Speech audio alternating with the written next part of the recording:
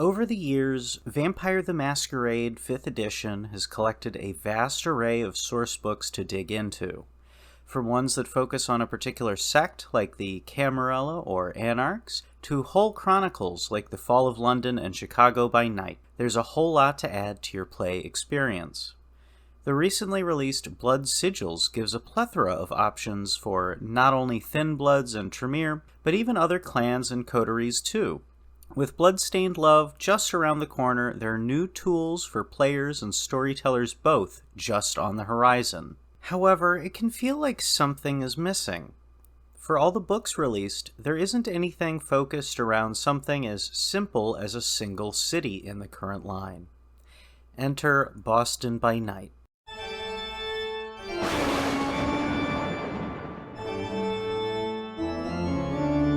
Coinciding with the 2020 release of Vampire the Masquerade Swansong, this sourcebook is centered around the titular city and some of the outlying areas in New England. It's a small book in scope, but densely packed, coming in at a nice, tight 90 pages from cover to cover.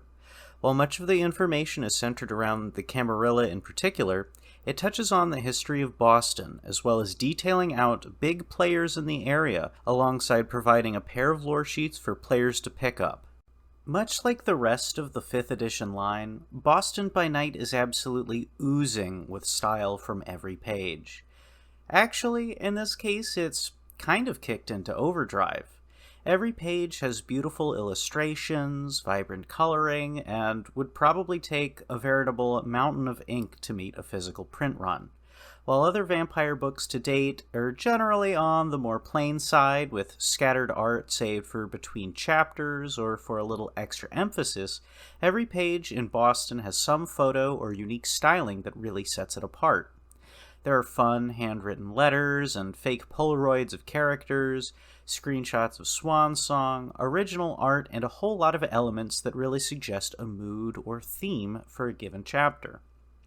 This can make some sections a little harder to read. The text is nice and blocky in a way that stands against the backgrounds well, but it can end up a little distracting when skimming through for a specific section. Boston by Night opens with a brief overview of Vampire the Masquerade, the Swansong game, and the book itself. It mentions here specifically that, despite the name, it can be reskinned or reflavored to better fit a location or characters for your own chronicle, so don't feel like your Des Moines, Iowa game will be left in the lurch. That said, it moves on to address the past of the New England region, and that takes up about the first third of the book. Initially, it describes the early conflict between varying Camarilla factions, the Sabbat and Anarchs, locked in a brutal war in a burgeoning United States. Here's the first sprinkling of story hooks for both storytellers and even players to use, giving a few ideas for how these pieces can fit together and create some drama in your game. It moves on to address the century-long reign of Quentin King, a Malkavian prince styling himself as a King Arthur reborn, despite entering on life as a regular New York beat cop. The section goes into some detail about how Boston is seen as a novel domain with eccentric rulership. A peaceful place compared to some of the neighboring cities, and a unique one in its own right. It also touches on the 3 or 4 or 5-sided war between vampire sects and their increasing intensity during the time of King's reign. Cemeteries salted in New Hampshire to prevent the Sabbat from rising up in their local haunts, hints of a cult of Mithras pulling the strings behind the scene, and how the British Cam is setting themselves up for the long haul. The troubles extend even to King's invitation to the Giovanni clan into the local Camarilla, further complicating the political landscape as necromancers then enter the fray for a place of their own in Massachusetts. Tying in with a greater part of the metaplot, it describes Boston's response to the Call of the Beckoning. All at once, the Sabbat seems to have disappeared and created a power vacuum, with the remaining and weakened factions rushing in to fill the gaps. This finally leads to Quentin King's disappearance in 2014 and the closing of the first real section of the book. This is all an excellent way to lay the groundwork of the Boston area as a place with a genuinely unique history. While it is detail light on the earliest notes of the region, there is still enough there to paint a pretty solid picture of the area across the 19th and 20th centuries as the political landscape shifts between factions up until its current state in the modern Knights. The next section deals more with present-day concerns, at least as far as 2015 being present goes. It touches on the Primogen and how, in the face of King's sudden disappearance, the Camarilla is balancing on a knife's edge.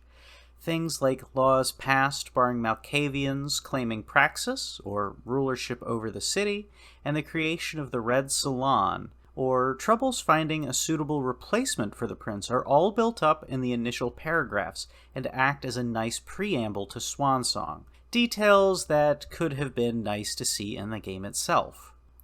Further in, it focuses on the factions of the modern Boston scene, specifically digging into the Camarilla with the most detailed write-up. Notable characters, and even the Swansong protagonists, get their own sections here. Not entirely fleshed out, but given enough to work with for building these characters up in a meaningful and accurate to the source kind of way. Not to be left out, though, the Anarchs are expanded upon as well, and possibly benefits the most from this treatment, even if it ends up being on the lighter side. Of particular note is the description of the Worcester Contract, a set of ethics and codes the sect follows that could be utilized as chronicle tenets, or simply to add some more flavor to help differentiate them from other Anarchs players might be more familiar with. Between the three primary factions of the book, the Boston Cam, the Anarchs, and the Hartford Chantry, each leader is given a relationship map, detailing conflicts of interest with other kindred, as well as maybe some ambitions, goals, or even secrets too. This is a great thing to see as a storyteller, as it really does expand on connections between characters in a way that the long text might not get across quite as succinctly. There is also a solid section that details specific locations within the city relevant to kindred or perhaps even hunter characters. While there isn't a specific map that lays out given holdings or domains, it still gives a good list of key locales players are likely to engage with. Additionally, a couple of the characters are given more detailed write-ups. Galeb, and Laisha, the protagonists of Swansong, each get an in-universe document talking about backstory or other characters' opinions of them, as well as extra details like their sire, generation, and even convictions and touchstones. The reigning Prince of Boston, Hazel Iverson, likewise gets this extra treatment, as well as a note on her attributes, disciplines, and general difficulties. This makes it easy to slot her in as an antagonist, or even potentially as an ally for your chronicle. While I think it would have been great to see a similar write-up for at least the heads of the other factions, the descriptions given here are totally workable as a nice springboard for filling them out as needed yourself. At the end of the book, we have two lore sheets, one for the Hartford Chantry and one for the Boston Camarilla. While I would say at first blush they tend to read as a little bit less powerful in comparison to other lore sheets, they do have something of their own unique twists that can make them appealing, given how well they fit alongside characters without tying them up in a particular event or to a specific bloodline. The Hartford Chantry sheet deals primarily with mortal secret societies, the Knights Templar, the Freemasons, and so on, while also able to reduce the cost of blood sorcery rituals. The capstone provides a genuine position of authority in your area to call on as well, which feels impressive for a 5-dot trait. For a character tempted to dip their toes a little into more mundane esoterica, it has a considerable appeal. The lore sheet for the Boston Camarilla, however, is more focused around sticking together and defending a given territory against perceived threats. The 2-dot advantage is very nice, letting you make an attempt at staking an enemy vampire without the called shot penalty, and at 5 dots you've got the ear of even the prince in neighboring domains, really opening the door to make some powerful political plays. They are certainly a nice addition to the book, but the only real specifically mechanical ones. There are no merits, flaws, or backgrounds to pick up, and the lore sheets lean a little more into the modern Boston than its past.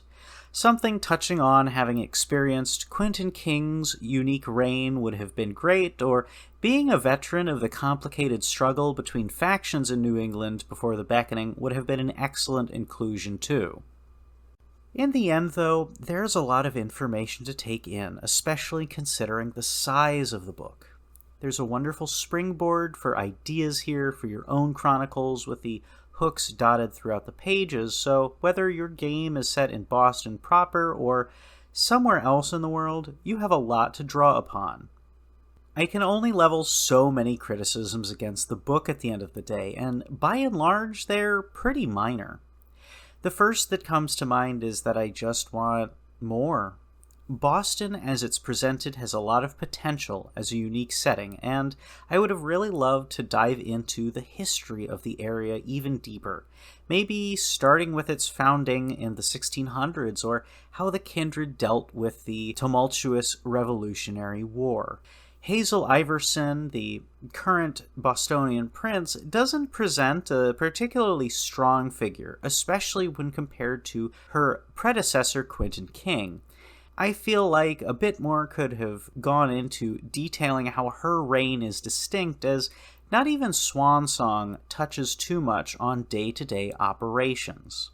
A more pressing concern, and likely the most relevant, is the availability of Boston by Night. The only way to pick up a copy of the book as it stands is if you already own Swan Song.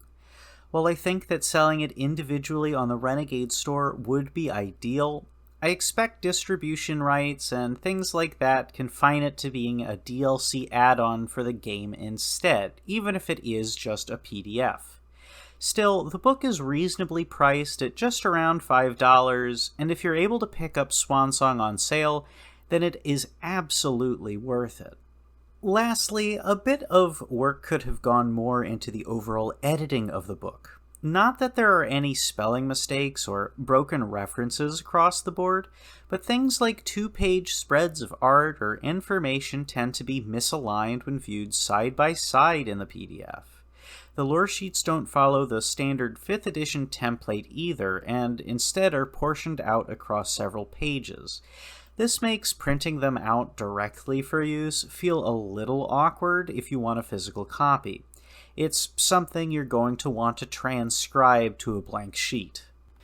What I can say with the utmost confidence is that Boston by Night is an excellent product for Vampire. It doesn't flesh out all the juicy details you might hope for in a more comprehensive, city-focused book, but instead provides more of a framework to start building your own ideas off of. If other cities or locations in the world were given a similar treatment, I know I'd snap those up in a heartbeat. As unlikely as it sounds, Seattle would be a prime candidate, with Bloodlines 2 lingering around the corner.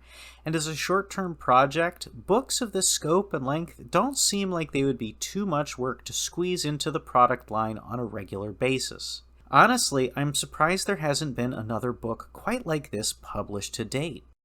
In the end, I hope this has been helpful, or at least a little educational, and that you might consider picking Boston by Night up for yourself for your next Vampire the Masquerade game. I hope you have a wonderful evening, and, as always, please, stay spooky.